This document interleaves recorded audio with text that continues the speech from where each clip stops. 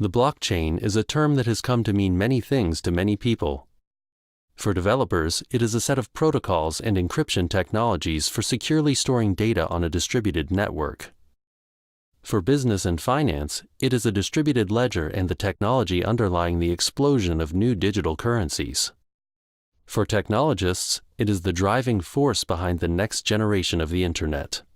For others, it is a tool for radically reshaping society and economy, taking us into a more decentralized world. Whichever way you look at it, blockchain has become a term that captures the imagination and fascinates many, as the implications of such technology are truly profound. For the first time in human history, people anywhere can trust each other and transact within large peer-to-peer networks without centralized management. Trust is established not by centralized institutions, but by protocols, cryptography, and computer code. This greatly strengthens our capacity for collaboration and cooperation between organizations and individuals within peer networks, enabling us to potentially form global networks of collaboration without centralized formal institutions. Unprecedented, but hugely relevant in an age of globalization and a new set of 21st century challenges that require mass collaboration. The blockchain is a complex technological, economic, and social phenomenon. It calls into question what might have seemed to be established parameters of the modern world like currency, economics, trust, value, and exchange. To make sense of this, one needs to understand it in a holistic context all the way from its technicalities to its aspirational potential. This course is designed to do exactly that, by giving a 360-degree overview to the different dimensions of the technology, its potential application within various industries, and its far-reaching implications for society and economy. In the first section of the course, we give an overview to the blockchain both on a technical and non-technical level. We also discuss the importance of the blockchain within the context of the emerging next-generation Internet. In the second section, we talk about the blockchain as a so-called trust machine and how it enables transparency and collaboration. We will look at distributed ledger technology, talking about smart contracts, Ethereum, and decentralized applications. In the third section, we introduce you to the workings of token economies, illustrating how the blockchain and distributed ledgers can work to build vibrant ecosystems through the use of tokens to incentivize behavior. In the last section of the course, we will be looking at specific applications of the blockchain to economy, society, technology, and environment, looking at both existing practical applications and potential future applications. The blockchain is a so-called emerging technology that is currently experiencing very rapid evolution. Within the space of just 2 or 3 years, it has already gone through changes in its technical implementation and our understanding of what it is and can be. As such, our aim is to future-proof this course by not dwelling excessively on existing technical implementations, but presenting a more conceptual understanding of the blockchain within the broader process of change of the emerging next-generation Internet. The blockchain is much more than a technology. It is also a culture and community that is passionate about creating a more equitable world through decentralization. It is a movement to disrupt the disruptors, to redesign the Internet, and in so doing, shake up existing centralized incumbents. Throughout the course, we will introduce you to this culture and its aspirations. This course is non-technical in nature. It is an introductory course and thus all terms will be explained.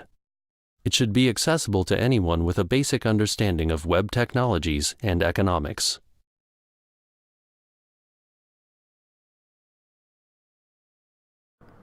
In this video, we're going to give a high-level overview looking at the primary dimensions of this technology that we call the blockchain. We'll first talk about the underlying technology, then the distributed ledgers that this technology supports, then the token economies that can be built on top of that ledger system. We'll only touch upon these topics here to get an overview before going into them in more detail in future videos.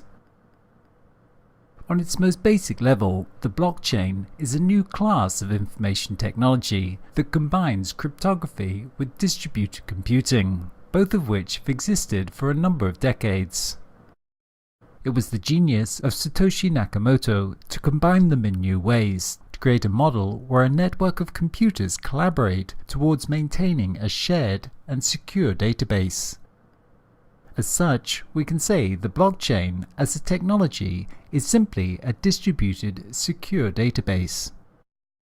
This database consists of a string of blocks, each one a record of data that has been encrypted and given a unique identifier called a hash. Mining computers on the network validate transactions, add them to the block they're building, and then broadcast the completed block to other nodes so that all have a copy of the database. Because there is no centralized component to verify the alterations to the database, the blockchain depends upon a distributed consensus algorithm. In order to make an entry onto the blockchain database, all the computers have to agree about its state, so that no one computer can make an alteration without the consensus of others. Once completed, a block goes into the blockchain as a permanent record. Each time a block gets completed, a new one is generated. There is a countless number of such blocks in the blockchain, all connected to each other, like links in a chain, in proper, linear, chronological order. The blockchain was designed so that transactions are immutable, meaning they cannot be deleted. Each block contains a hash value that is dependent upon the hash of the previous block, so they're all linked together, meaning if one is changed, then all the other blocks linked to it going forwards will be altered. This works to make the data entered tamper-proof. What we've described here is the workings of the first generation of blockchains, which function largely simply as databases. But the technology is currently evolving to become much more than this, as the second generation already provides the capacity to execute any computer code on the blockchain. The system is evolving to become a globally distributed cloud computing infrastructure, and as we'll discuss in a future video, it remains very much a work in progress when seen from this perspective.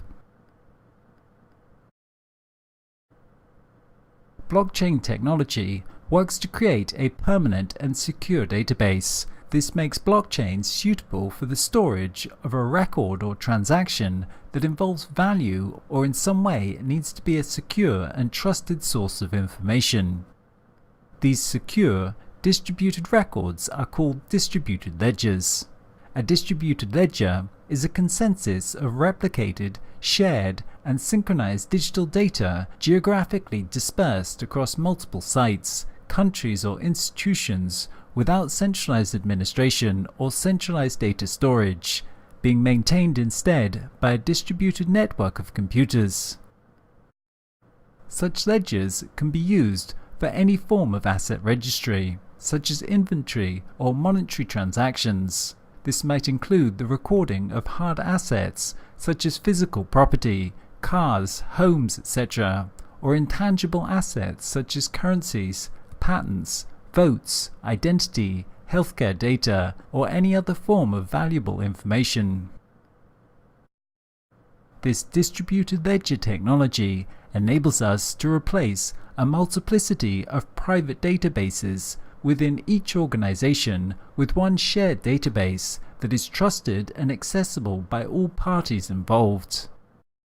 In this respect, the blockchain enables trust between parties that may otherwise not trust each other.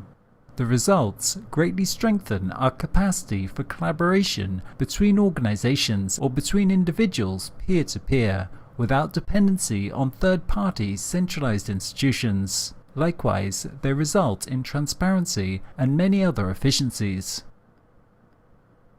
This is of major significance, as we currently have many centralized organizations that may be internally optimized, but the inter-organizational space in between them is really inefficient, with huge amounts of border friction, redundancy, arbitrage, and resources wasted on competition.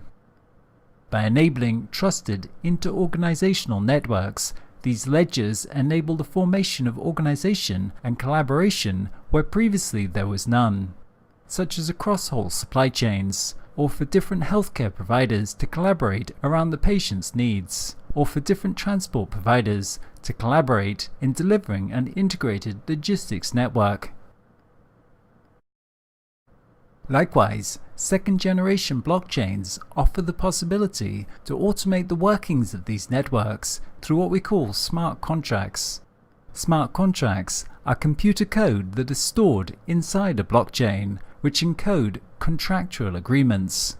These smart contracts are self-executing contracts, with the terms of the agreement or operation directly written into lines of code, which are stored and executed on the blockchain. Like normal computer programs, these containers hold algorithms that take an input of data and, depending on the value of the input, trigger certain events. For example, this might be a financial contract that takes as the input the amount of money in a person's account. If it is above a certain level, then it increases the interest rate that they earn on their deposit. Such smart contracts can be used for automating many basic operations on the network, once again working to remove the need for intermediary third-party institutions, as smart contracts can be trusted, are tamper-proof, and execute automatically.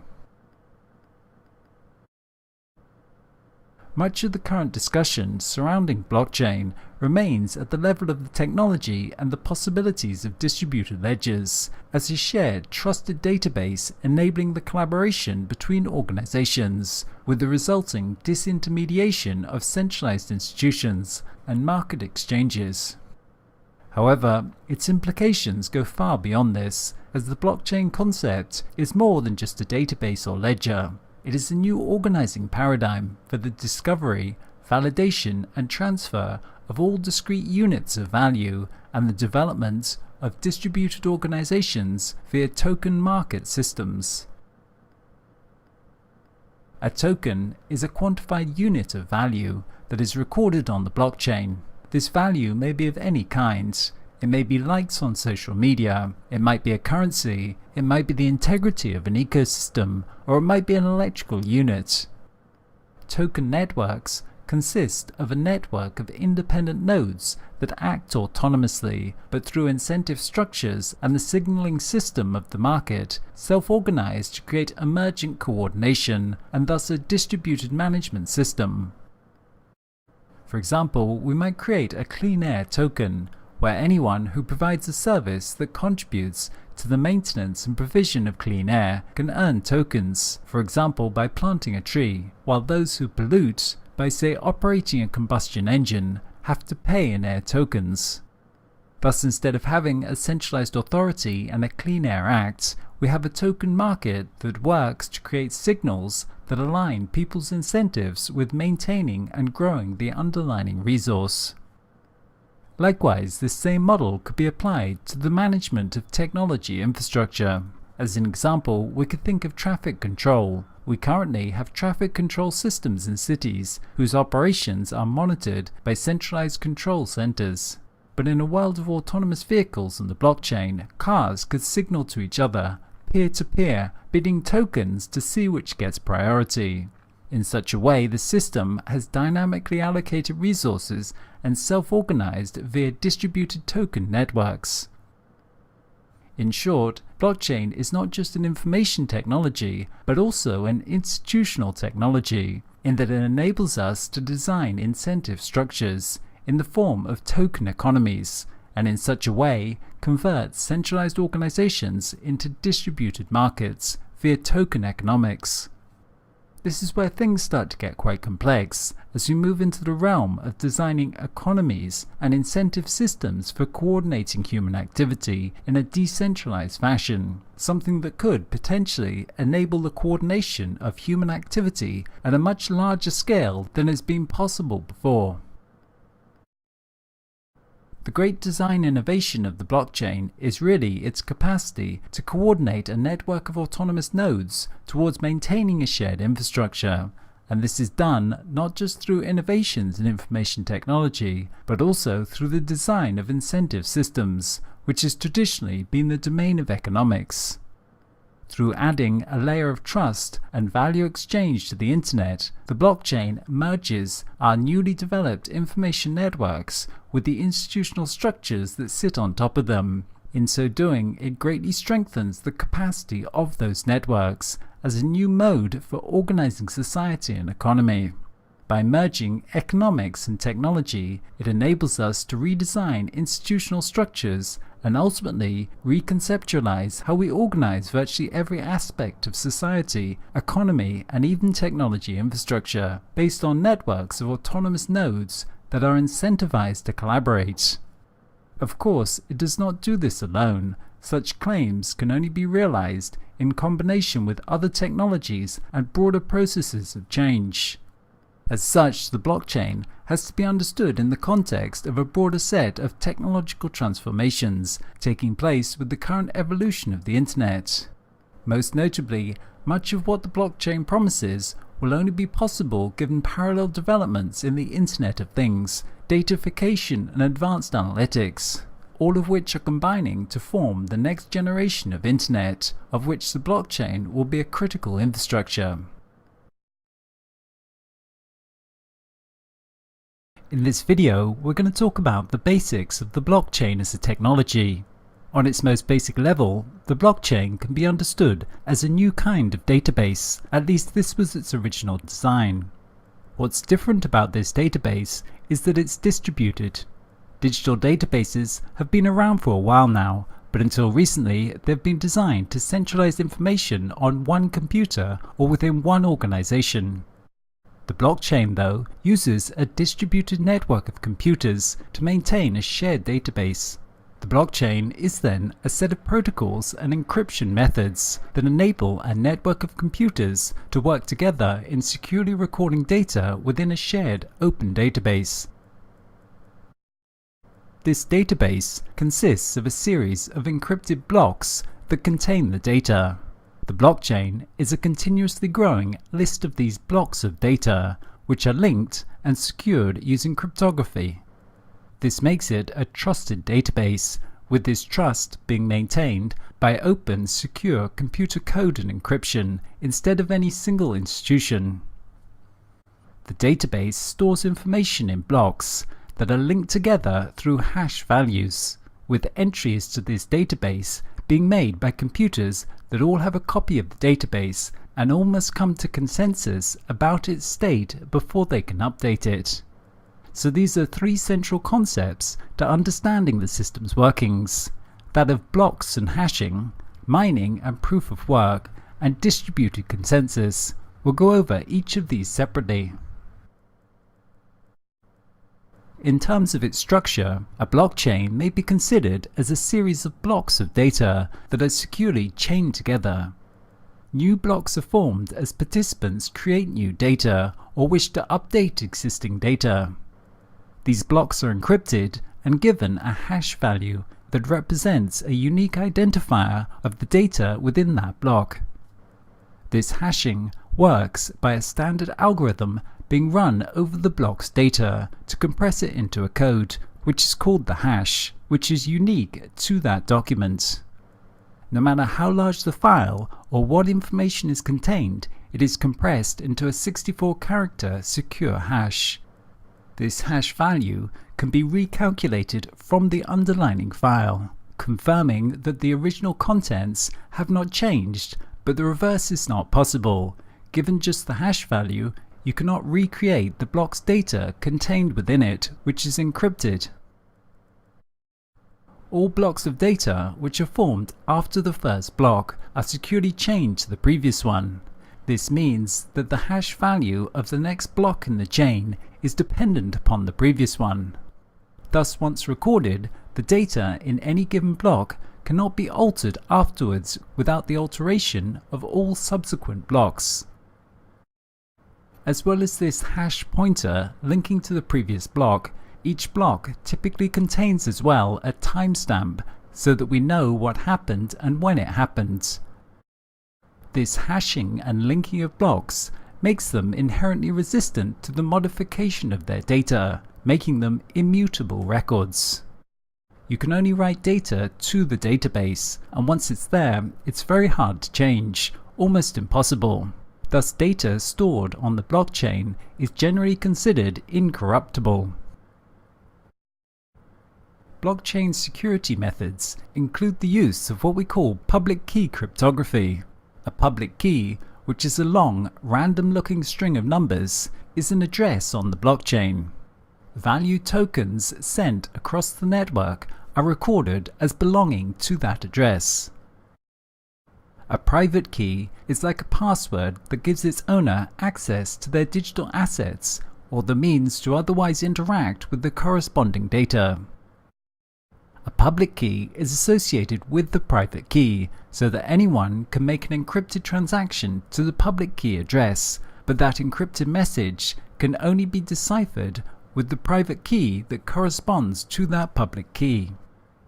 In such a way, effective security only requires keeping the private key private. The public key can be openly distributed without compromising security. For example, on the Bitcoin blockchain, to receive funds from another person, you use a piece of software called a wallet, which creates a public key that you give to someone else for them to send Bitcoins to that address. With your corresponding private key, you can then access that address with those Bitcoins on it.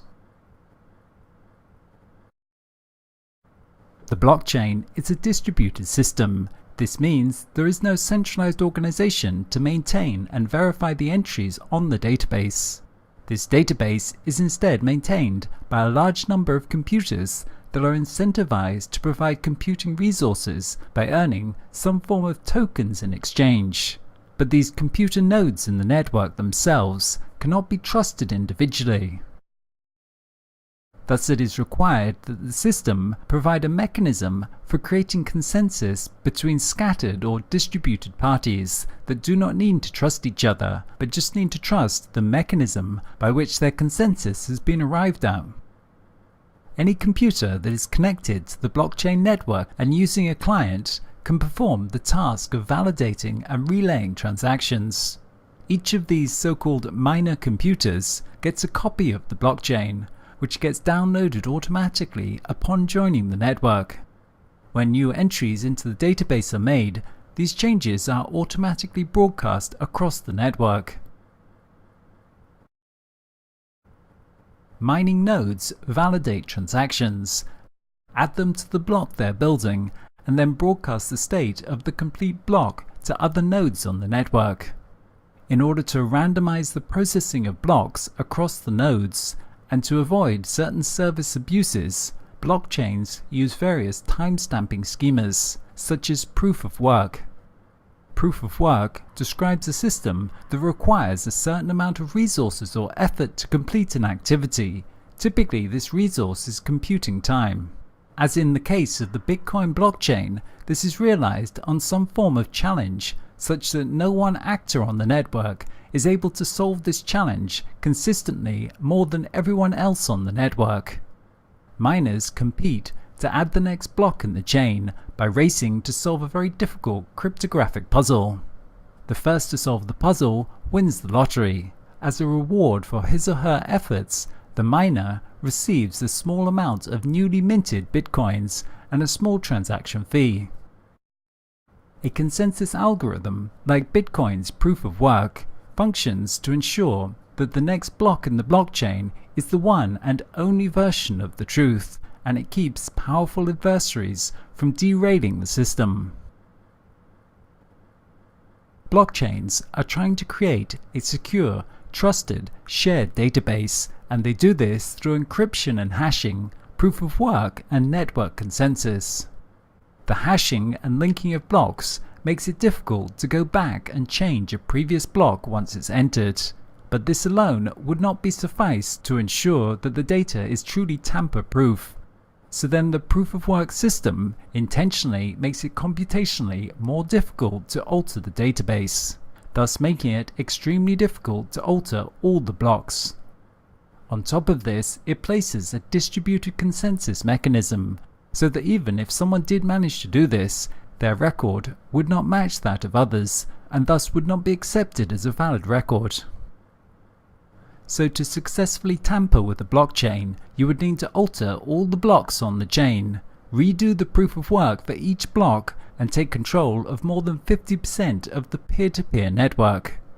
Only then would your altered block become accepted by everyone else.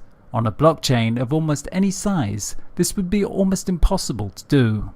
Indeed, the Bitcoin blockchain is very good proof of this, given that it now secures hundreds of billions of dollars using this method, without the network having yet been compromised.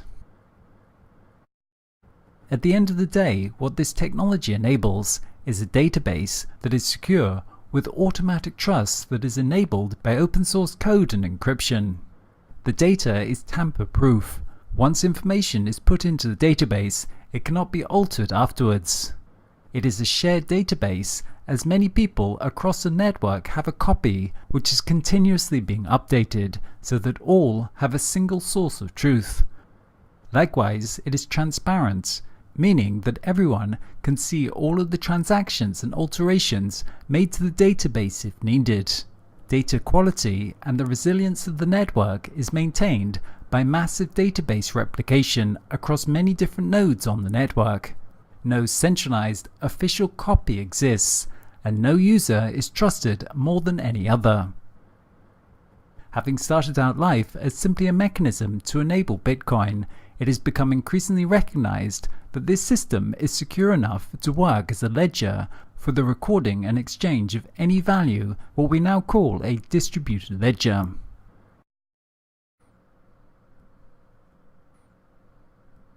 Over the past years, blockchain has been evolving fast, from the original Bitcoin protocol to the second generation Ethereum platform, to today, to where we're in the process of building the third generation of blockchains.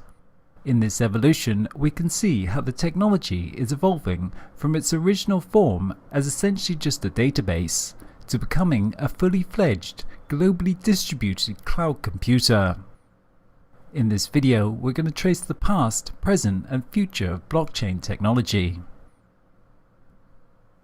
The first blockchain was conceptualized in 2008 by an anonymous person or group known as Satoshi Nakamoto. The concept and technicalities are described in an accessible white paper termed Bitcoin, a peer-to-peer electronic cash system. These ideas were then first implemented in 2009 as a core component supporting Bitcoin, where it served as the public ledger for all transactions. The invention of the blockchain for Bitcoin made it the first digital currency to solve the double spending problem without the need of a trusted authority or central server. It was only later that we came to really separate the concept of the blockchain from that of its specific implementation as a currency in the Bitcoin.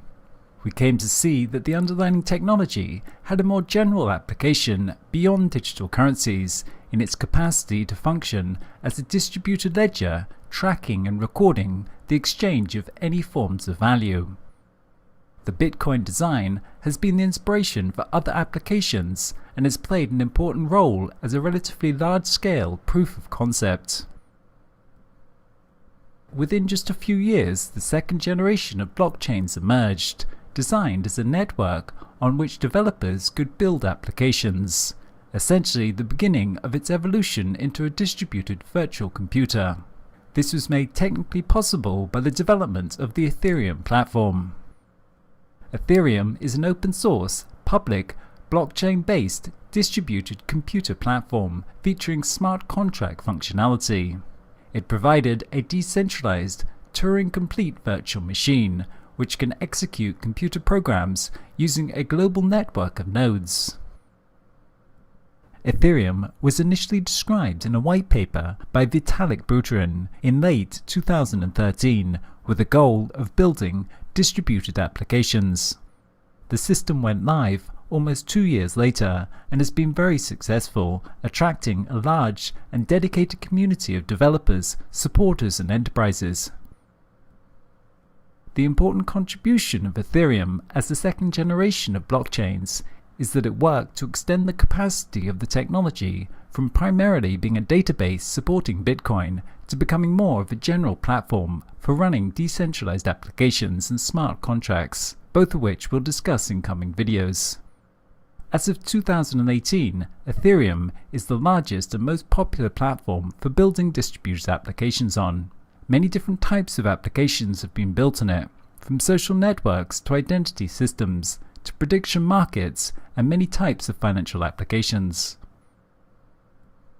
Ethereum has been a major step forward, and with its advent, it has become ever more apparent where we're heading with the technology, which is the development of a global distributed computer, a massive globally distributed cloud computing platform on which we can run any application at the scale and speed of today's major websites, with the assurance that it has the security, resilience, and trustworthiness of today's blockchains.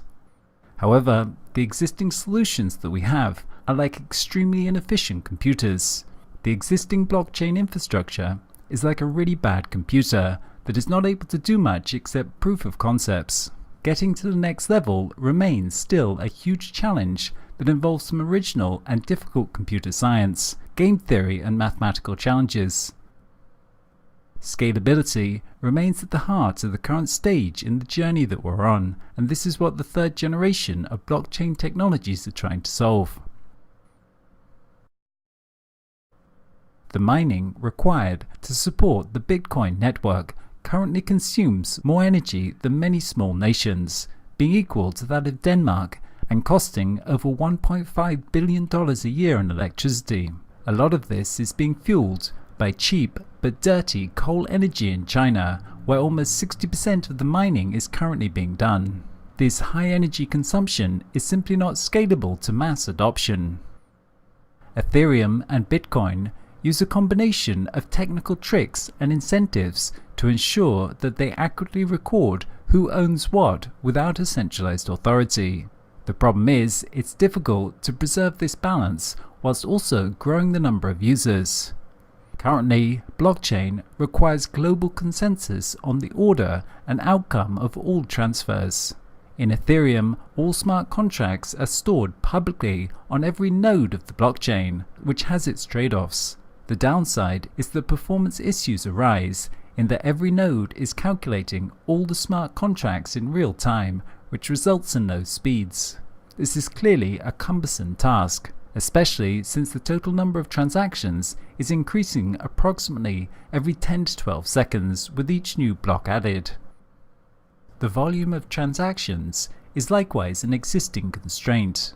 With cryptocurrency, speed is measured by TPS, transaction per second.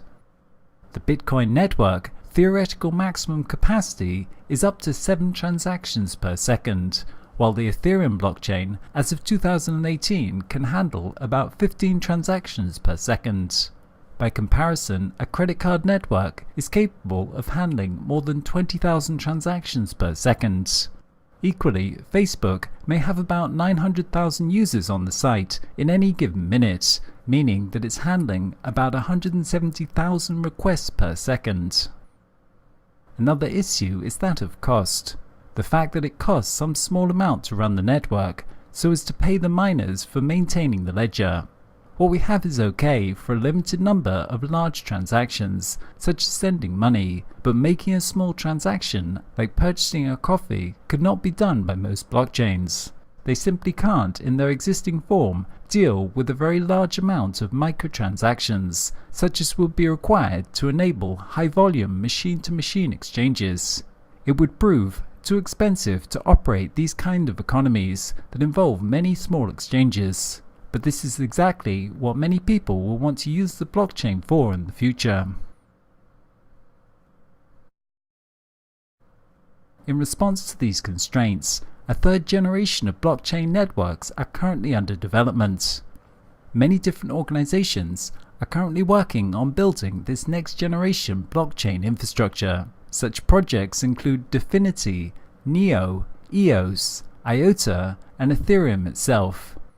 They're each using different approaches to try and overcome existing constraints. Going into the details of how these different networks work is a bit advanced for this course, so we'll just give a brief overview to two of them.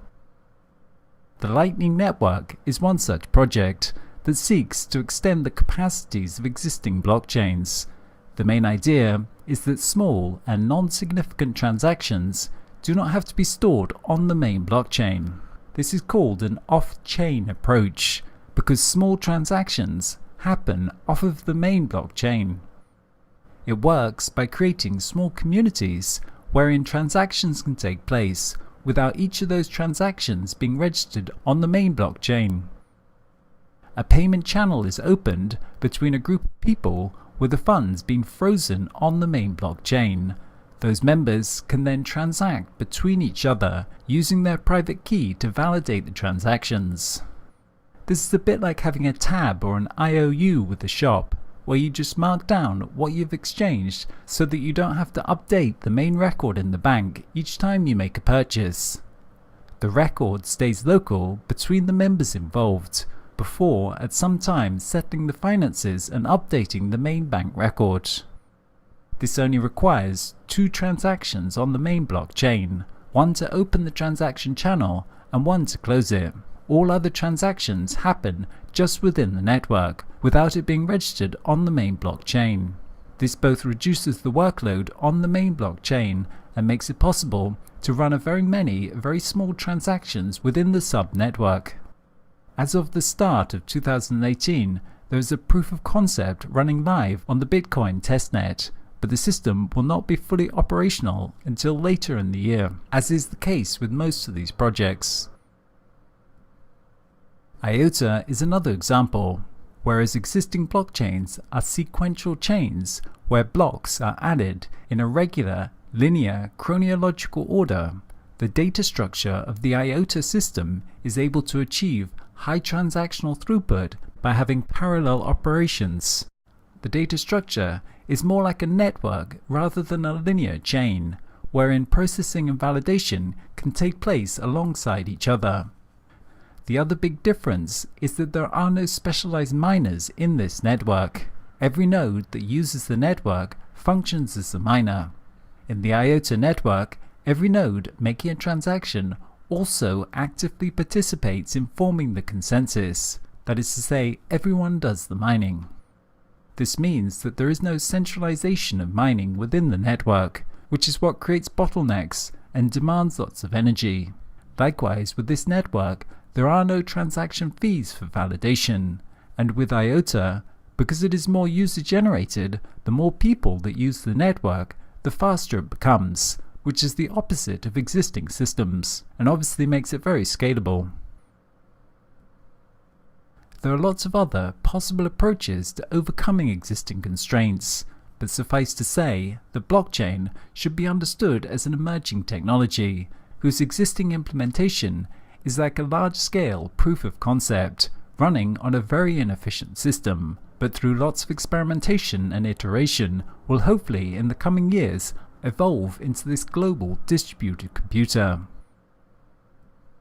As Melanie Swan writes in her book, first there was the mainframe PC, personal computer paradigms, and then the internet revolutionized everything. Mobile and social networking were the most recent paradigm. The current emerging paradigm for this decade could be the connected world of computing relying on blockchain cryptography. To understand this better, in the next section, we're going to talk about the blockchain in the context of the broader technological changes that are currently underway as we build the next generation of the internet, what we call the decentralized web or Web 3.0. How we understand the blockchain and where we are with it today is extremely transitory. In this respect, what we're talking about in this course when we talk about the blockchain is really this emerging IT infrastructure of a distributed global cloud computer. The next generation of blockchains will take us a step further on that journey. What we call the blockchain today is really just a very limited and often very inefficient version of this. We still have many very difficult problems to solve before we'll get there. Possibly that end state will look something like the blockchain of today, but possibly it will look very different.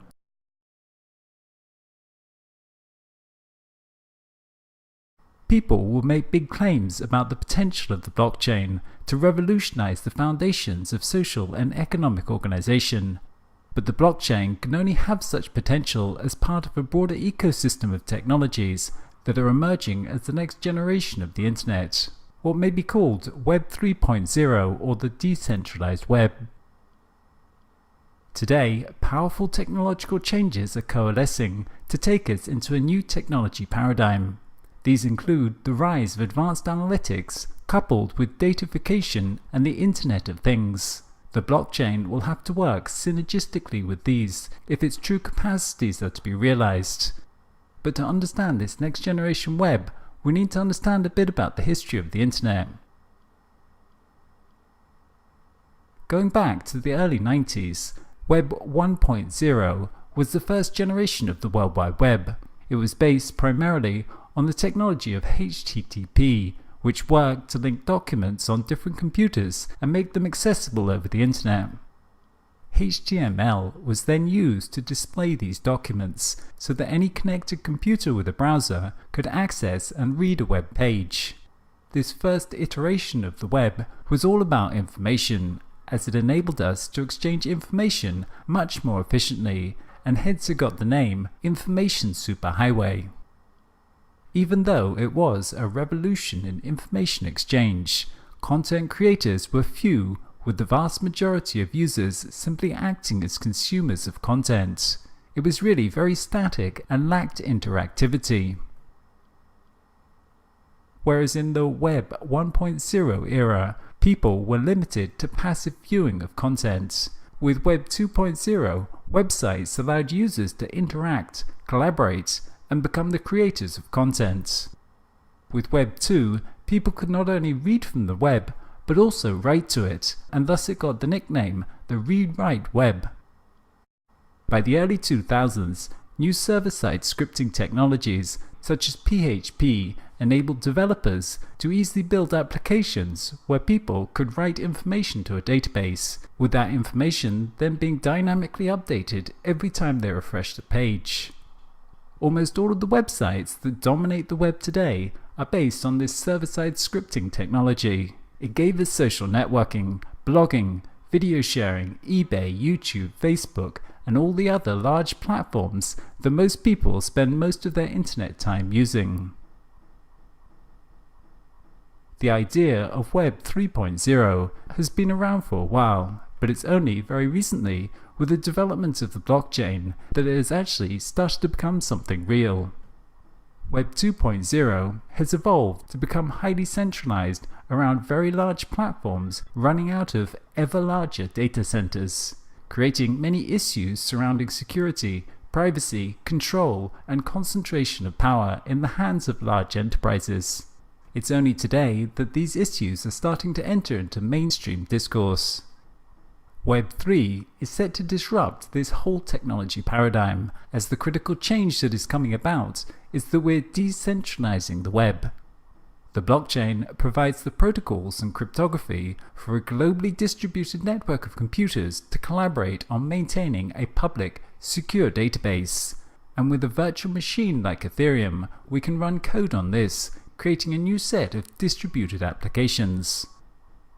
These new technologies of the blockchain, IPFS, and the distributed web enable us to reconfigure the internet into a distributed global computer, so that we're no longer dependent upon the web platforms and data centers of Web 2.0 to run the internet, but now can build and run applications on this shared global computing infrastructure. As Mike Leopold of the Institute for the Future noted, it starts with the realization that the internet that we know today is only one possible interpretation of the original vision of an open, peer-to-peer network, independent of any centralized technology, commercial entity, or sovereign government. Think of it as a first curve internet, one that is increasingly vulnerable to abuse and even collapse. To date, we've largely taken the infrastructure of the internet for granted. All of the innovation and action has been focused on the application layer that sits on top of it, on web applications like social networking or e-commerce. With the development of blockchain, and particularly with this third generation, we're starting to innovate on the low-level protocols, asking not if we can build a better web application, but if we can build a better internet. The implications of the decentralized web are indeed radical in that it enables us to create automated services, disintermediate existing incumbents, and enable people to set up their own secure networks of exchange, empowering them in new ways. The blockchain will be a core part of Web 3.0, but the next generation internet will also see the convergence of the Internet of Things and big data analytics. The ongoing, fundamental process of datafication will be a key aspect to this next generation internet. As we increasingly instrument our worlds, data will flow from all sources about everything. Datafication is the term given to our newly found ability to capture as data many aspects of the world and our lives that have never been quantified before. This process results in what we call big data. Vast amounts of unstructured data that can be mined by advanced analytical methods to gain new insight into the world around us. This is important with respect to the blockchain because firstly, it means we'll have a lot of sensitive data that we'll want to store. Secondly, we will be quantifying, accounting for and exchanging all sorts of value that we did not or could not in the past. Thirdly, such a diversity of sources of data combined with advanced analytics which can find cross-correlations and patterns within it, can provide a new source to verify the data that is being inputted to the blockchain without depending on a centralized authority for validation. The next generation internet will be much smarter.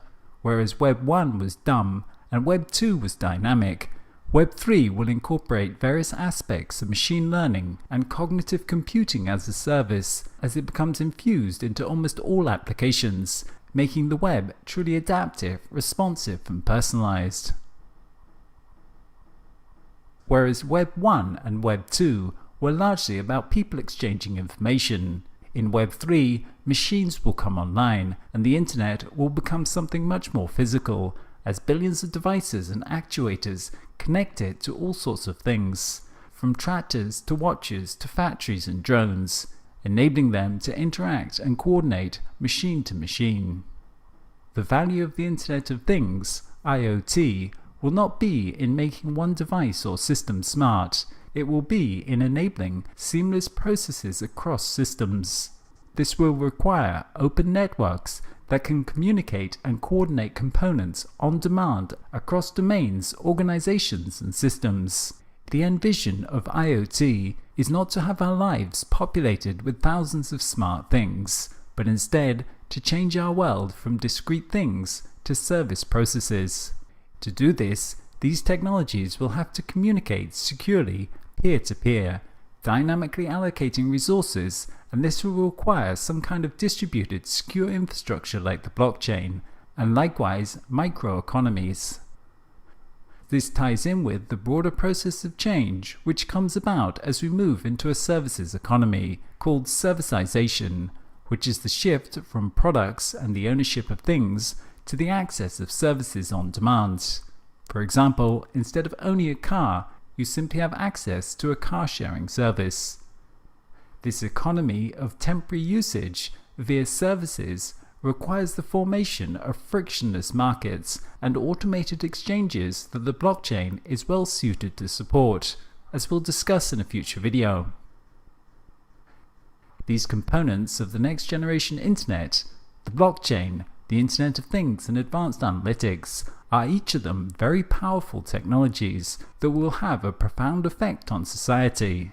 They will take us much further into this new world of the information age, as power shifts in a radical way from people in hierarchical institutions to automated networks and the algorithms that coordinate them. In the coming decades, more and more of our systems of organization will move to the internet, and it will become vastly more complex than today. In Web 1 and Web 2, we developed the internet from small to large through a client-server architecture that worked to centralize the web around large data centers. But the internet, after datafication and all these IoT devices have come online, will not be large. It will be more like infinite. You can get from small to large by centralizing, but you get from large to infinity through distributing. And that's what the blockchain can do for this next generation internet. Technologies are just tools that enable us to do things. The interesting part of the blockchain is really what it enables in terms of new forms of distributed organization. As one commentator noted, the blockchain is an institutional technology, not an information technology. There's an enormous difference between the two. Institutional revolutions are things that don't happen very often.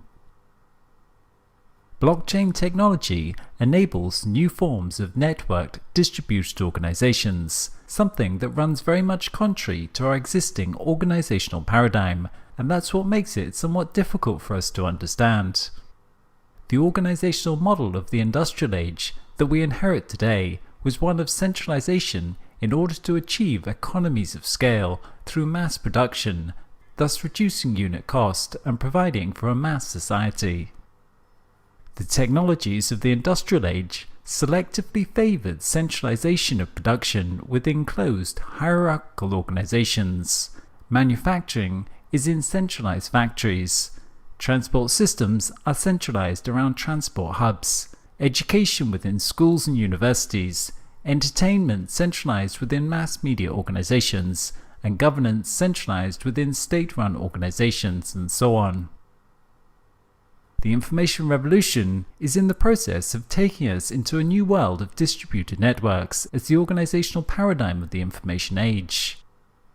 The combination of telecommunications networks and computerized coordination enables us to replace centralized management within closed hierarchies with open networks. As the underlying technology matures, we're able to convert more and more systems that were previously closed and centralized and have them managed through automated networks, and the blockchain is just one more stage in this process. We saw this with the rise of the online platforms like eBay, Uber, or Alibaba, social networks, blogging, etc., that built massive networks of users exchanging goods and services. But these platforms were still dependent upon the centralized organization to manage the shared database, for the computing infrastructure, for the algorithms, for financial transactions, and to enable trust and authentication in the network. The decentralized web takes these platforms a step further by offering a shared, open and secure database that can be trusted by all parties and a set of protocols for the secure exchange of value between organizations and individuals peer-to-peer. The web platforms are open networks. This means they do not just optimize within a given organization, but can enable coordination across whole industries. Indeed, this is why and how they're quickly supplanting the closed organizations. What centralized organizations enabled was trust, cooperation and coordination within organizations. But what the blockchain enables is trust, coordination and cooperation between organizations and between individuals. If we look at how our society and economy is currently organized, we'll see many closed organizations that are internally optimized. But when we look at the interorganizational space, it's extremely inefficient along many dimensions. If we look at the way businesses coordinate along a supply chain, or the way nation-states interoperate in the global political system, we will see there is huge redundancy and friction caused by discontinuities. A classical example of this is the border system between nation-states and the bureaucratic procedures for obtaining a visa for moving from one nation to another, which creates a massive amount of friction at the interorganizational space. And it's because those organizations don't have an effective interorganizational infrastructure for collaboration and coordination. This greatly reduces the overall effectiveness of these systems and the delivered outcome for the end user. When we look internal to these organizations, they look like efficient, well-oiled machines. But when we look between them, the whole space is very inefficient. The whole space is very ineffective at delivering overall outcomes. And this is part of the significance of the blockchain, because it provides a shared, trusted database between organizations. It has the potential to switch the dynamics within economy and society from competition between closed centralized organizations to collaboration between organizations, and greatly strengthen working capacities across organizational boundaries. The results of this would be much more efficient overall societal and economic outcomes.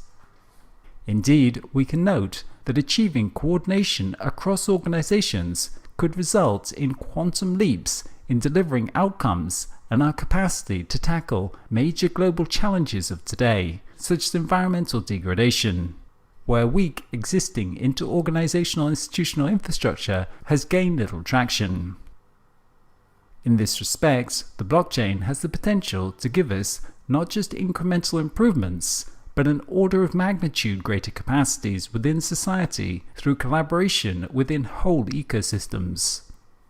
It is precisely this coordination across organizations, industries, nations and people that is required to provide the resources needed to tackle some of today's most complex challenges, and it's precisely this that is significantly absent within existing institutional structures. Because of the centralizing forces prevalent within the industrial age, we live in societies that are operated by many different closed organizations, many different companies all producing cars and competing for market share, many different governments that all focus on the interests of their citizens over those of others, many different healthcare providers, transport providers, etc.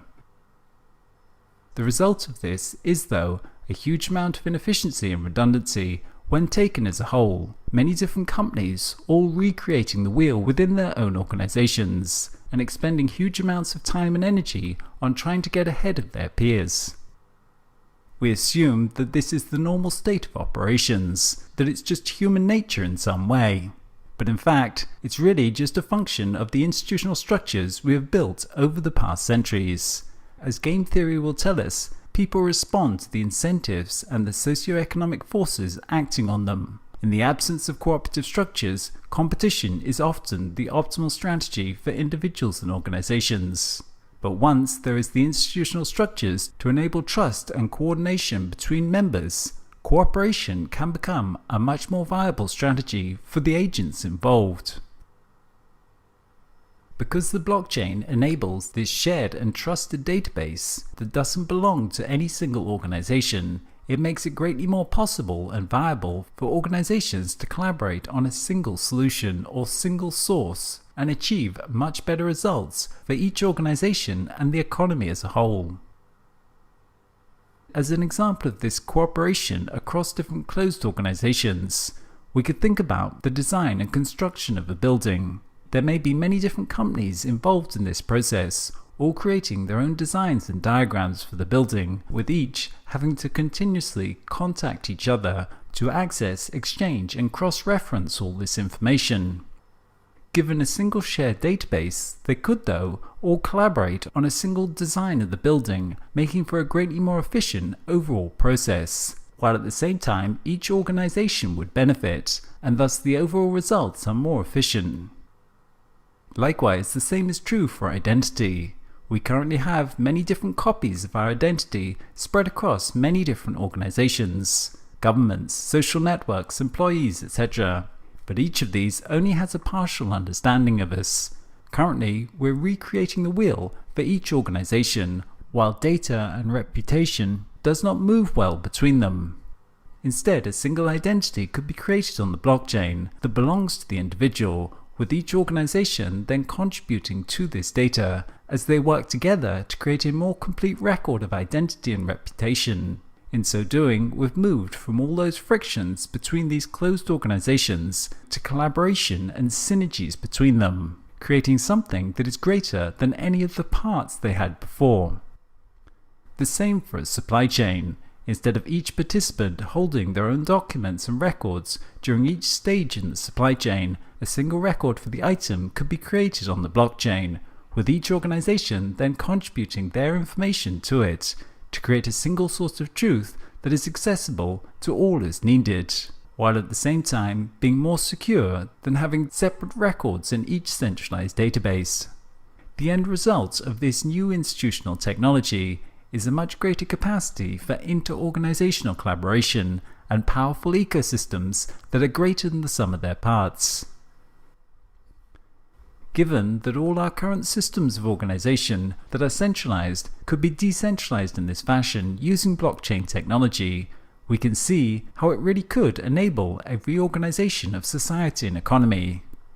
Organizations within society rarely operate in isolation. They function as parts of ecosystems, and the value for society is not created by any one, but instead by the flow of value across the ecosystem. It's not Apple that delivers our iPhones, it's a massive global supply chain of hundreds of different organizations collaborating. Whereas our previous institutional structures optimize for individual organizations, the blockchain optimizes for the value within the whole ecosystem, and thus potentially much greater value for society as a whole. The information revolution is changing the world from disconnected to connected. The genie of hyperconnectivity is out of the bottle, and connectivity along virtually all dimensions is proliferating daily. As a consequence, our systems of organization will change from being based around fixed structures and boundaries to being coordinated via connections. Instead of the control of components through fixed hierarchical structures, organization will emerge out of the interaction and the exchange of value along those interactions. Enabling that will require a massive build-out of secure, frictionless information networks, this global cloud computer of the blockchain. To understand better how this shared database that enables inter-organizational collaboration works, we'll talk about distributed ledger technology. As we've been talking about, the blockchain is like another layer to the internet that enables secure, trusted records and transactions between people who may not otherwise trust each other. The trust is in the technology, computer code and mathematics, rather than people and centralized institutions. In this respect, people sometimes talk about the blockchain as a trust machine in its capacity to enable a network where trust is created by design. It's built into the system automatically.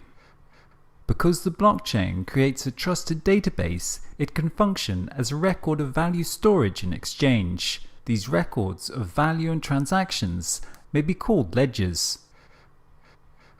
Since ancient times, ledgers have formed the backbone to our economies, to record contracts and payments for the buying and selling of goods or the exchange of assets like property. These ledgers started out as records in stone, clay tablets and papyrus, and later paper as they evolved into the ledger books supporting modern accounting. These ledgers enabled the formation of currencies, trade, lending, and the evolution of banking. Over the last couple of decades, though, these records have moved into the digital realm, as whole rooms of people working to maintain accounts have been replaced by digital computers, which have made possible the complex global economic system we live in. Today, this record-keeping system is once again being revolutionized, as these ledgers are shifting to a global network of computers, which is cryptographically secured, fast and decentralized, what we call distributed ledger or distributed ledger technology, DLT for short. A distributed ledger can be described as a ledger of any transactions or records supported by a decentralized network from across different locations and people, eliminating the need of a centralized authority. All the information on the ledger is securely and accurately stored using cryptography and can be accessed using keys and cryptographic signatures. Any changes or additions made to the ledger are reflected and copied to all participants in a matter of seconds or minutes. The participants at each node of the network can access the recordings shared across the network and can own an identical copy of it. At the same time, these networks make constantly available for examination a full audit trail of information history, which can be traced back to the moment when a piece of information was created and every participant in the network can get simultaneous access to a common view of the information. These ledgers can be used for the recording, tracking, monitoring, and transacting of all forms of assets. All asset registries, inventories, and exchanges, including every area of economics, finance, and currencies. Physical assets such as cars and houses, and intangible assets such as votes, ideas, health data, reputation, etc. In this case, the blockchain can serve as a public record repository for whole societies, including the registration of all documents, events, identity, and assets. In this system, all property could become smart property. This is the notion of encoding every asset to the blockchain with a unique identifier such that the asset can be tracked, controlled, and exchanged on the blockchain. For example, distributed ledgers could be used to replace or supplement all existing intellectual property management systems, as they can register the exact content of any digital asset, such as a file, image, health record, or code, to the ledger and give it a unique identifier in the form of the hash values that we discussed earlier. There are two main classes of distributed ledger: public ledgers and permission ledgers. The former type is maintained by public nodes and is accessible to anyone. Bitcoin is a well-known example of a public blockchain where anyone can read the chain, anyone can make legitimate changes, and anyone can write a new block into the chain.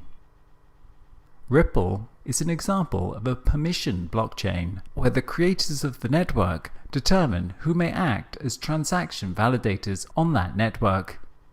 Distributed ledger platforms in each category have their own unique features. Some are designed for specific types of application, and others for more general use. For instance, in the Corda DLT platform, which is a consortium of more than 70 of the world's largest financial institutions, the sharing of individual ledger data is limited to parties with a legitimate need to know, which is not the case for public platforms.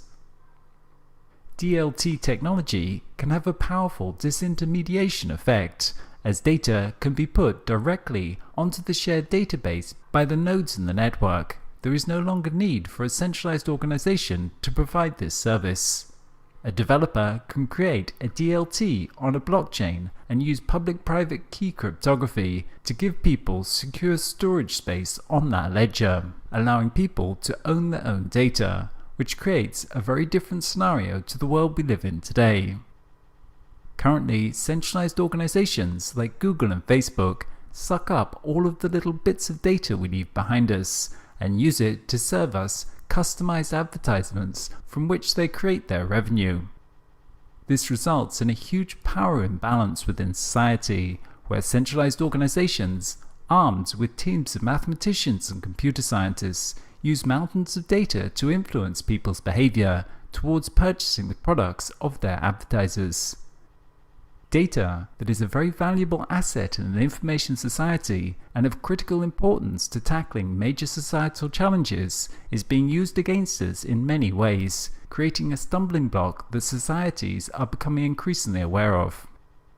In a world of distributed ledgers, people have their own little databases on the blockchain and can own their own data, giving it to organizations to use when and where needed, fundamentally reversing the current dynamic and truly empowering individuals.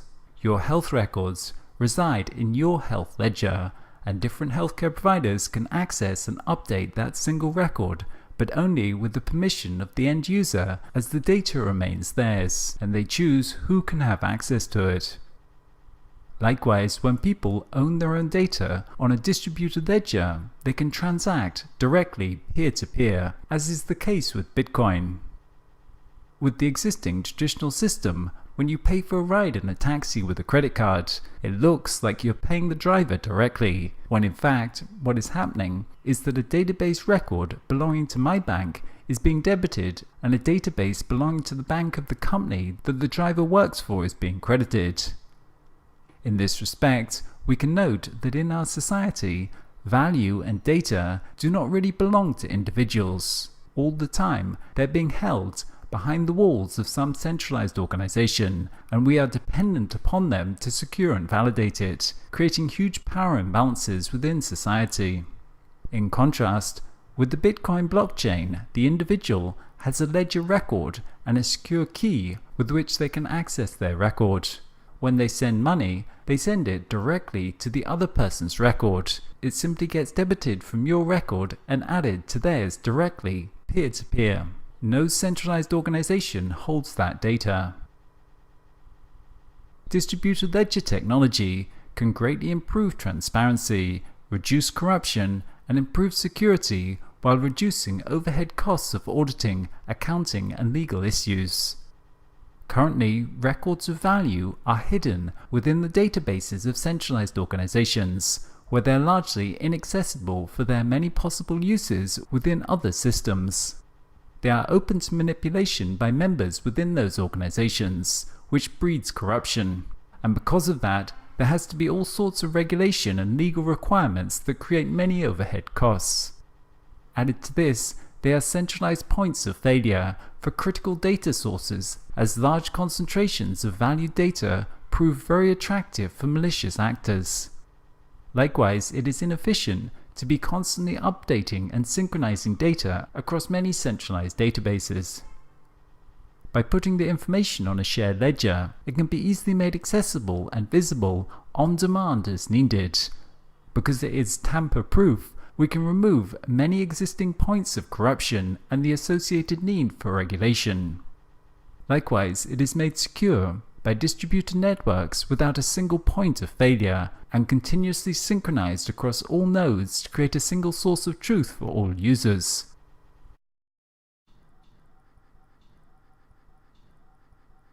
One of the key technology innovations of second-generation blockchains has been the development of what are called smart contracts. Smart contracts are computer code that are stored inside of a blockchain, which encode contractual agreements. Smart contracts are self-executing, with the terms of the agreement or operation directly written into lines of code, stored and executed on the blockchain computer. A contract, in the traditional sense, is a binding agreement between two or more parties to do or not do something. Each party must trust the other parties to fulfill their side of the obligation. They are a written or spoken agreement that is intended to be enforced by law. A multiplicity of different contractual agreements form the institutional foundations to our modern society and economy, which have evolved since ancient times. If we think about something as seemingly simple as a cafe serving a cup of coffee, we will see that this process is really enabled by a massive amount of contractual agreements between different parties that enable them to cooperate in delivering that outcome. Contracts between employees and employer of the coffee shop, contracts that provide workers with health coverage, contracts that ensure the coffee shop, contracts between suppliers along the supply chain, contracts between property owner and tenant, etc. Our economies are powered by a massively complex set of contractual agreements that are currently created and enforced by centralized organizations like insurance companies and banks, which themselves are supported by the ultimate centralized authority in the system, the nation-state's institutions.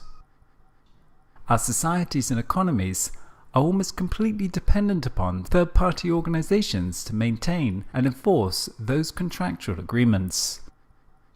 Smart contracts feature these same kind of agreements to act or not act, but they remove the need for the trusted third party between members involved in the contract. This is because a smart contract is both defined by the computer code and executed or enforced by the code itself, automatically without discretion. As such, blockchains and smart contract technology can remove the reliance on centralized systems and enable people to create their own contractual agreements that can be automatically enforced and executed by the computer code. These smart contracts are decentralized in that they do not subsist on a single centralized server, but are distributed and self-executing across a network of nodes.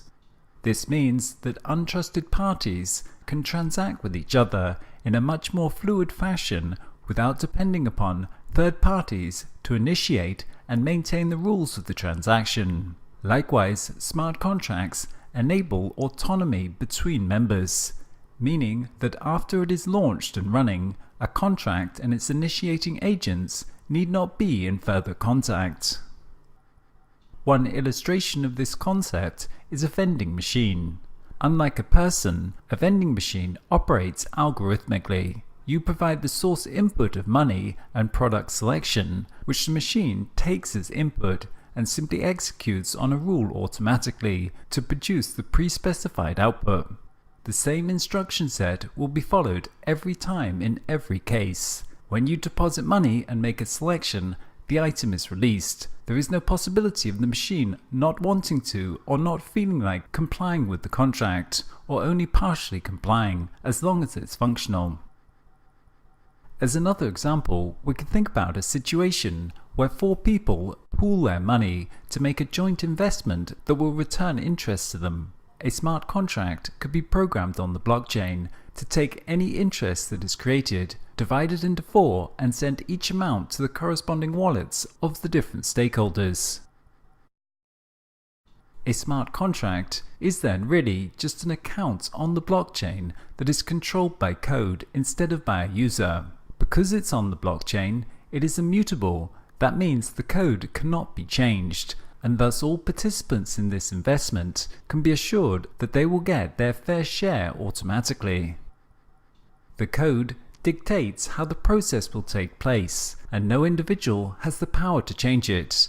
No individual, no organization, no government can censor, alter, or manipulate the contract.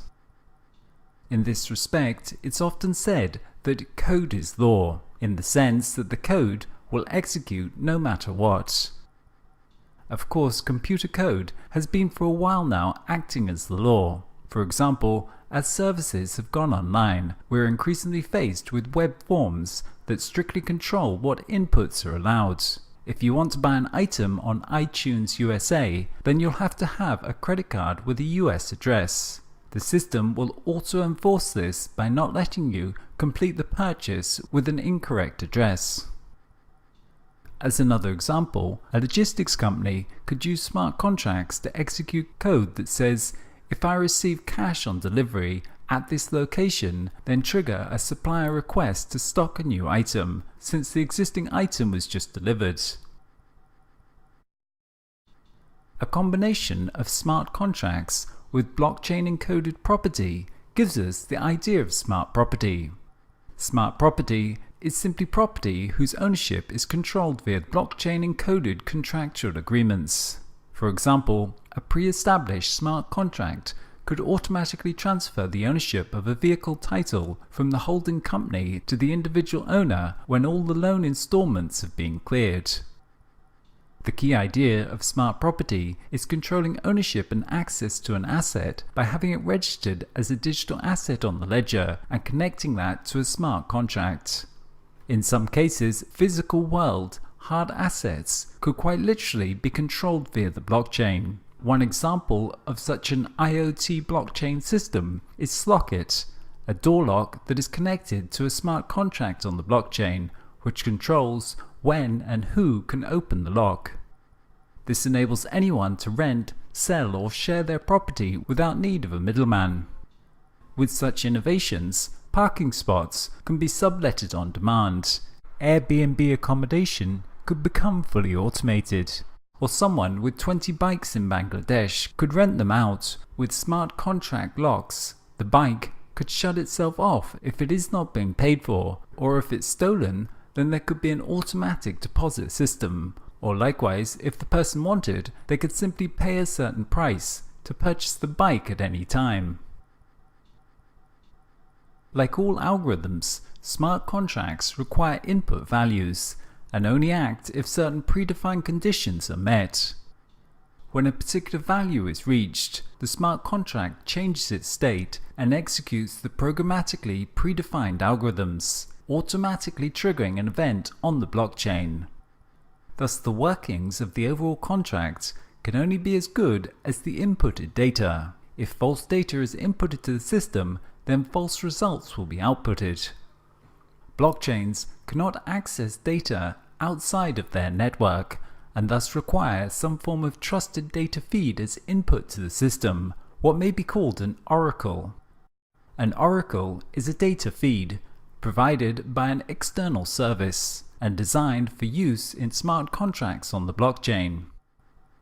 Oracles provide external data and trigger smart contract executions when predefined conditions are met. Such conditions could be any data like weather temperature, the quantity of items in stock, the completion of a successful payment, changes in the prices on the stock market, etc.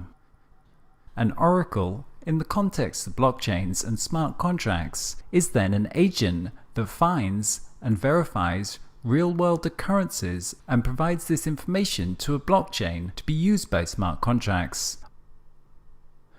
Oracles are third-party services which are not part of the blockchain consensus mechanism. Thus, whether it be a news feed, website, or a sensor, the source of information needs to be trustworthy. As an example, we could think of an online betting platform based on the blockchain that uses smart contracts to automatically execute payouts to people who have placed bets on sports matches. The smart contract system would then have to be connected to a trusted oracle to provide it with the score of the matches. As of present, this oracle would likely have to be associated with some trusted third-party centralized organization like a sports channel or Bloomberg for stock prices. However, in the future, through datafication and IoT pervasive sensing, this might also be automated given the use of advanced analytics, using automated oracles that draw data from a myriad of sources and complex analytics to find cross-correlations that provide a statistical assurance that, for example, a given event occurred or did not occur. The advantages of smart contracts are numerous. Firstly, they are automatic, which could remove the time and costs associated with managing and enforcing them, making them more efficient as they can be cheaper and faster to run. Through this form of automation, a much greater amount of exchange could take place that otherwise would have never happened. In such a way, we can see how distributed ledgers and smart contracts are a key part in enabling a true services economy, where ownership is displaced by temporary usage through the on-demand provisioning of services. Secondly, they could reduce corruption, as code is both transparent in its workings and automatically executed. This leaves little room for individuals or organizations to alter it to their advantage. Thirdly, they can reduce dependency upon centralized organizations, as people may be able to set up their own contractual agreements peer-to-peer, thus limiting the arbitrary power of centralized organizations. Lastly, they can also deliver certainty, as smart contracts guarantee a very specific set of outcomes that are predetermined beforehand, enabling all parties to know exactly what will happen. But herein also lies some of their limitations. By automating the execution of a contract, they are dependent upon formal rules with well-specified inputs and leave little room for a multiplicity of eventualities where the rules may need to be slightly altered because of unforeseen circumstances. For example, a car that's being used on demand that operates through a smart contract may simply shut the user out if they have not paid their bill, and would take little account of the fact that it may be a life or death emergency usage. In the real world, many unpredictable and unforeseen events do occur, and rules sometimes need to be flexible and adaptable to accommodate. And this is one advantage of having human oversight, as people are much more capable at judging such circumstances and responding appropriately to complex unforeseen eventualities. So the degree to which we can automate contracts is relative to the kind of environment that's being operated in, and in more complex situations there will often need to be some form of governing body to intervene when needed, and this creates new complications surrounding governance that are still yet to be figured out. The advent of the Ethereum platform in 2015 has worked to provide a virtual computing infrastructure for running applications on the blockchain. This new form of program is called a distributed application, or DApp for short. Ethereum was the first developer platform for building distributed applications. It was a foundational, general-purpose, blockchain-based platform that is a Turing-complete virtual machine, meaning that it can run any computer code. Although Ethereum was the first and still the largest platform for building distributed applications, there are now others such as Blockstack or EOS, all of which provide the underlying infrastructure for building dApps. Our working definition of a dApp is an application that runs on a network in a distributed fashion, with participant information securely protected and operations executed in a decentralized fashion across a network of nodes. dApps use open source code, operate autonomously with data and records cryptographically stored on a blockchain. On a technical level, a dApp is very much similar to a normal web application, except unlike with a normal web app where the back-end code is running on a centralized server, a dApp has its code running on a distributed peer-to-peer network. A dApp can have front-end code and user interfaces written in any language, just like a normal app. As such, dApps will often look and feel very much like regular apps, and people will soon be using them in the coming decade without even realizing it. Like all apps, dApps perform specific functions, whereas Bitcoin is a decentralized value exchange. A decentralized application aims to achieve functionality beyond transactions that merely exchange value. Many types of decentralized apps are starting to emerge as the underlying technology continues to progress. Already, we can see many dApps that present alternatives to the existing popular web applications. Probably the most successful dApp to date is Steemit. Steemit is a blogging and social networking website on top of the Steemit blockchain database. The general concept is very similar to other blogging websites or social news sites like Reddit, but the text content is saved in a blockchain. Using a blockchain enables rewarding comments and posts with secure tokens of value. In this way, users can earn currencies for their posts and comments. Likewise, for existing marketplace applications like eBay and Craigslist, we have the decentralized version, OpenBazaar. OpenBazaar is an open source project developing a protocol for e-commerce transactions in a fully decentralized marketplace. Because the application connects people directly via a peer-to-peer network, it costs nothing to download and use it. Unlike sites like eBay or Amazon, there are no fees to list items, and no fees when an item is sold. OpenBazaar is not a company like eBay, but an open source project. Each user contributes to the network equally and is in control of their own storage and private data. Another example is Storj, which is a decentralized cloud storage application similar to Dropbox. Storj is based on blockchain technology and peer-to-peer protocols to provide a secure, private, and efficient cloud storage system. The application incentivizes storage providers and connects them with those who require it. Each file saved on the application is shredded, encrypted, and spread across the network until you're ready to use it again. The keys to the database remain with the owners, meaning the data is not accessible by a centralized cloud provider. There are many other examples of dApps, but the general concept can be applied to any area that requires secure records and benefits from decentralization. These applications are automated, which means they can operate at very low or even zero cost. Because of this, dApps may be used to disrupt the existing platform economy, as whole platforms like Uber or Airbnb may eventually be converted into dApps that run automatically without the need for the centralized platform. The advantages of dApps is that they're fully automated, have superior fault tolerance and trustless execution. these decentralized apps potentially represent the next generation of computing. Because the blockchain is a secure system that enables a trusted network, it's often described as a value exchange protocol. In this respect, people often say that what the web did for the exchange of information, the blockchain will do for the exchange of value. Just as the web revolutionized the use and exchange of information within society, disrupting whole industries based upon the centralization of information, so too the blockchain is set to do the same for the recording and exchanging of all forms of quantifiable value. This idea of value lies at the heart of the blockchain. If there is no value involved in the process, then there is no need for trust and no need to use the blockchain.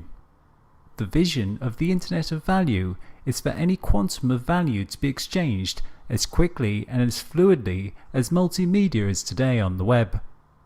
Although multimedia can move around the world almost instantaneously, a single payment from one country to another is slow, expensive and unreliable, often taking days and involving numerous intermediary third parties to validate and process transactions at a significant cost.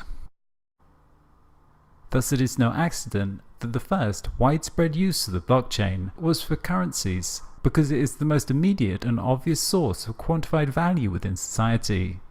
However, to truly understand the revolutionary potential of this technology is to appreciate how value and its exchange influences and regulates almost all aspects of human affairs. As a consequence, the control of how value gets defined, measured and exchanged is a key source of power and control within society and has been since the origins of civilization.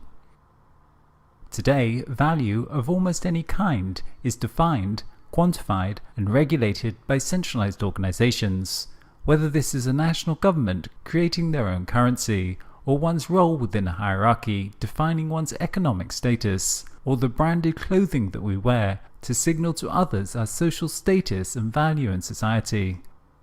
However, the move into the network society shifts the locus of organization from closed institutions to individuals and networks.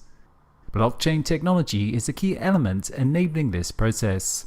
By creating a shared ledger where people can own their own data, it also enables a shift in the locus of value within economy to the individual in networks. In a world of limited connectivity, limited transparency, and limited peer-to-peer trust, it was necessary to have third-party institutions to define, quantify, and authenticate sources of value within society and economy. But in a world of pervasive peer-to-peer connectivity, transparency, and trusted, low-cost, automated networks, value can be defined through a negotiation between peers within distributed networks. The rise of digital currencies are but one such example of this. The surprising thing for a lot of people is that most major currencies like the dollar, yen and euro aren't backed by anything. They're just pieces of metal, paper and entries in a bank account that get their value from everyone simply believing that they have value and accepting them as a medium of exchange, and that's all that's really necessary. Currencies and money work a little bit like languages. They are subject to network effects to give them value. The more people who agree to and understand a language, the more valuable that specific language has as a form of communications. Dollars, renminbi, euros and bitcoins have no intrinsic value. They're all social protocols, and they merely represent a way of supporting the value flows between individuals. In the past, because of low levels of trusted peer connectivity, we required centralized institutions like governments and banks to get these value exchange networks started, to support them, regulate them, and maintain them, and this gave those organizations a lot of power. This is a critical aspect that the internet and the blockchain are changing.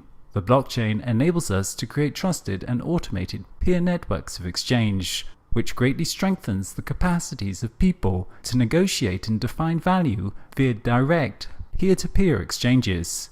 People can now set up their own currencies with the value of the currency depending simply on what others are willing to pay for it via an automated peer-to-peer network exchange. But the Internet of Value is more than just currencies, because value is of course a much broader concept than just pure economic utility. In talking about the Internet of Value, it's important to recognize that on a societal level, we're moving into a post-industrial services economy. The traditional conception of what society values is being revisited as a new set of societal and environmental factors re-enter the equation. People are less and less content with the traditional concept of GDP as the sole metric for how well they're doing, and more demanding actual quality of life, which of course engenders a broader spectrum of values beyond economic utility. Over the past decades, we've increasingly begun the process of tracking and accounting for different forms of value, whether this is green bonds, social impact bonds, company loyalty schemes, carbon accounting, or a multiplicity of other forms. Put simply, the erosion and loss of social and environmental capital that occurred during the industrial age is generating a recognition and growing awareness to their value. Metrics for how well a society is doing increasingly take account of many more environmental and social parameters in combination with GDP. Along with this recognition to the importance of different forms of value comes also the technical means to quantify and exchange them. Through the process of datafication, information technology lets us measure, track and exchange ever more types of value at ever smaller increments. Likes on Facebook, people's attention, carbon emissions, etc. With the rise of big data and IoT, we'll be quantifying and ascribing value to almost everything, and the blockchain will provide the networked infrastructure for tracking and exchanging all these micro and macro quanta of value. This shift from the narrow form of economic value that dominated in the industrial age to a broader spectrum of values that emerges within a post-industrial society is enabled by the distributed ledger system that supports what we call token economies, wherein we can define a token as a measure of any form of value and then build an economy around that. Token economies and the Internet of Value build upon the current expansion of digital markets brought about by the rise of the platform economy. Over the past decades, with Web 2.0, we've begun the process of expanding markets to more and more spheres of life that were previously organized via centralized coordination. After only 10 years or so of this process, the biggest accommodation service in the world is no longer a centralized organization like the Hilton, it's now an online market. The same is true for the taxi industry, the same is true for commerce. With 10 million merchants and 440 million active users, the Alibaba network is now reported as the largest retailer in the world, after just 19 years of existence. Markets are complex. They typically require the aggregation of large amounts of information and peer-to-peer interactions. Without the technology, it is much more viable to achieve coordination via a centralized hierarchical model. But as we come to quantify and account for more and more areas of life, blockchain-based networks will expand the capacities of plug-and-play markets to all spheres of activity: social, economic, technological, and environmental. The Internet of Value will function as the infrastructure to the emergence of the services economy, which is currently taking place within post-industrial economies. The move into a services economy results in the conversion of industrial age products into services, whereas the product-based economic paradigm was about the production and consumption of more products as measured by GDP. A services economy is about value delivered. A service is an exchange of value. You don't get the product, you just get its function and the value that it delivers. As such, all spheres of economy become redefined away from the static conception of units of products towards the more fluid exchange of value. You don't buy a lift to put in your office building, you get it as a service, paying only for the functional value it delivers. In some offices now, they don't even buy the carpets on the floor. The function of the carpet is delivered as a service, and they pay only for the value that's exchanged. The blockchain is a key infrastructure enabling this services economy, as it requires a very fluid, dynamic and automatic tracking and exchange of value. Smart property and smart contracts will form the technological infrastructure powering the services economy, as they operate within large peer networks, automatically allocating resources and processing the financial debits and credits of value exchanges behind the scenes. This huge shift in our economy lets us reconceptualize every industry to really question what is the actual value that it delivers, and then reconstruct it by building token markets around that value, where anyone can participate in the delivery of the service. With Web 2.0 and the platform economy, we extended the capacities of markets so that many more people could participate, as exemplified by Uber, enabling anyone to operate as a driver. However, these markets were centralized around the platform operators, and they were dependent on traditional currency systems and the financial system for processing transactions. In Web 3.0, blockchain applications will function as distributed, automatic, plug-and-play markets, where extremely small increments of value can be exchanged directly peer-to-peer with very high levels of fluidity. When this is coupled with IoT and data analytics, we'll be able to track the real value that things deliver, which will help us to make the much needed move from our product-based economies to an outcomes economy that better reflects the underlying value being created and exchanged.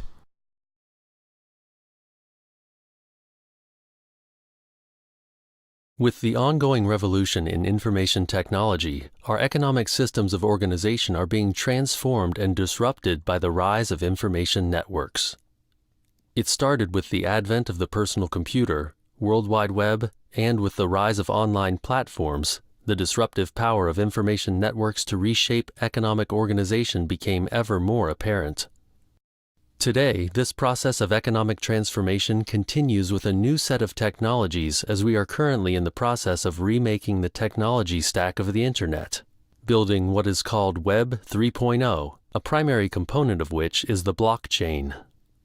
The defining feature of this next stage of economic development is that it decentralizes our economy and shifts operations to global information-based networks like never before.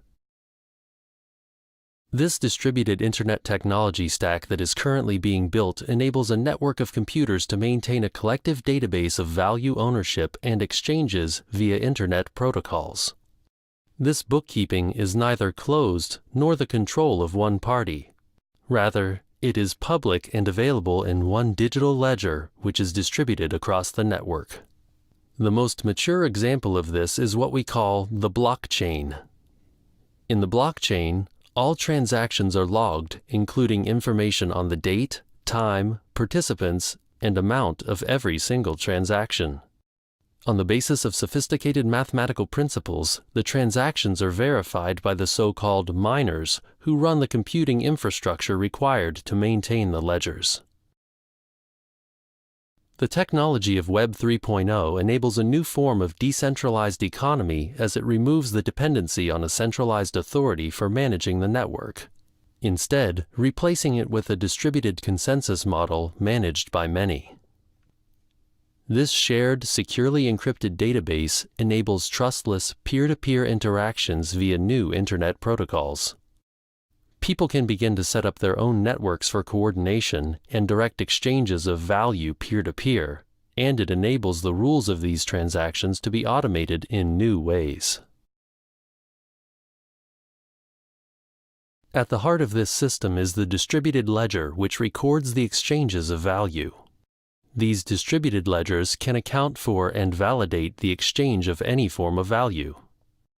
It may be a currency, it may be property, it may be a kilowatt hour of energy, the usage of a parking spot, the number of followers a person has on social media. These distributed ledgers provide the infrastructure for building token economies. A token is simply a quantified unit of value. Tokens are both generic and fungible. It is generic in that it can be used to define any form of value, and it is fungible, meaning it is exchangeable between different specific forms of value. Traditional monetary currencies are not fully fungible, as there are many circumstances when one cannot exchange a monetary currency for other forms of value. For example, likes on social media may have a certain value, but typically cannot be directly exchanged for monetary currencies. A token differs from our traditional monetary currency in that it is more generic. Our existing currencies define a particular type of monetary value, what we call utility, which is based upon the economic logic of the industrial economy, while tokens, because they are more generic, can define a broader set of values, social capital, natural capital, or cultural capital. For example, natural capital is the integrity of an ecosystem that enables it to function and provide ecosystems services to people. In our traditional economic model, we only quantify and account for the services that the ecosystem delivers, such as food, water, materials, etc. However, we do not account for the integrity of the ecosystem that enables it to function. The generic nature of the token means it can be used to account for values such as this natural capital. The capacity to differentiate between different forms of value is made possible by the programmability of token units. Because tokens are digital, they are also programmable, which enables one to specify certain rules for that token and have those rules executed when it is exchanged, thus enabling certain constraints or possibilities in its usage. One can specify that a certain token is only spendable under certain terms, or specify how it can be converted. For example, one could program the token so that it cannot be exchanged for diamonds that are mined in a particular location of the world known for its use of slave labor. In this way, the token is not just a unit of utility, but also expresses social values. Likewise, one could create a healthcare allowance in dollars or euros that could be programmed on the blockchain so that it can only be used to pay for healthcare at certified parties. Automating these measures leads to a considerable decrease in bureaucracy. This programmable token system works to shift our economies from a single value model to a multi-value model. They create many different types of value and economies, but still retain the possibility for exchange between them. The distributed web is the convergence of the economic market system with information technology that enables us to convert traditional organizations into distributed markets based on tokens. Tokens define whatever is of value within that organization, and the market system is used as a distributed coordination mechanism for managing and growing that resource. By creating an expanded definition of value and converting closed organizations into open markets, this means that we can vastly expand the scope and capacities of the economy. The provisioning of services within the economy no longer becomes dependent upon a limited number of centralized organizations acting for profit, but instead, anyone can now provide the service via these open protocols. This means we can harness the resources of the many in a distributed fashion instead of being dependent upon a few. Likewise, the token economy can harness the motives of individuals not just for financial rewards, but for a multiplicity of values.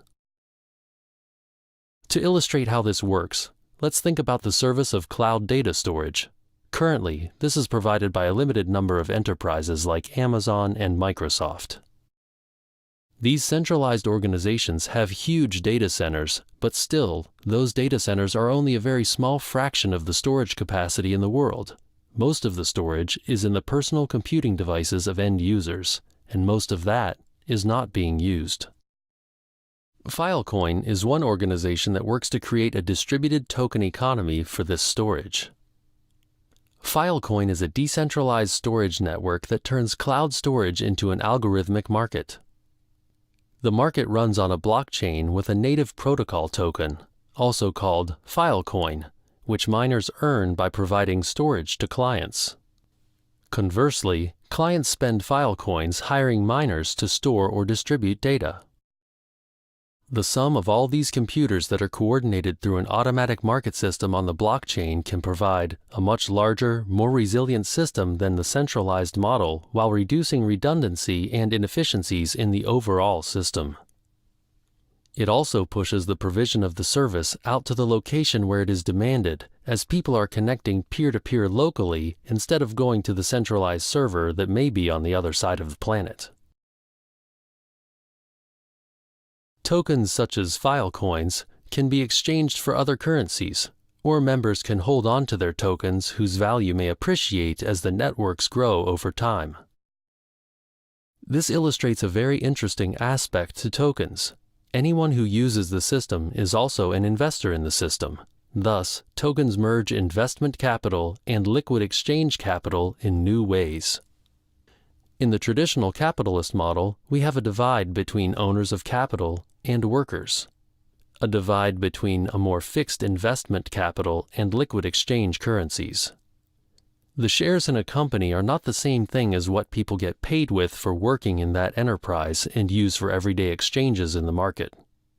This creates the notorious divide within the industrial economy described by Karl Marx, between the capitalists that make money off their investments and the workers that have to stay selling their labor for money without ownership. Tokens represent both the inherent value of the community, which is its capital investment, and they are also units of exchange within that ecosystem.